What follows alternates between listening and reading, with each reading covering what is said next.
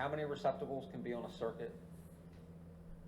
Have you ever asked yourself, what is the actual ampacity of certain conductors? I'm Rick Neal. I have the answers to these questions, and you may be surprised. Some are going to be very simple, and some are going to be a lot more complex. In this video, we're going to look at all the things that take current from the service panel to the devices and the equipment in the building.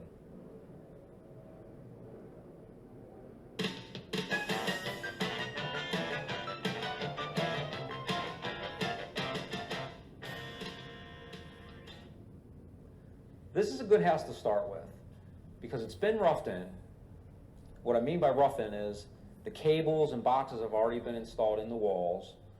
It's been drywalled and now partially trimmed out. What I mean by trimmed out is the devices and some of the fixtures have been installed.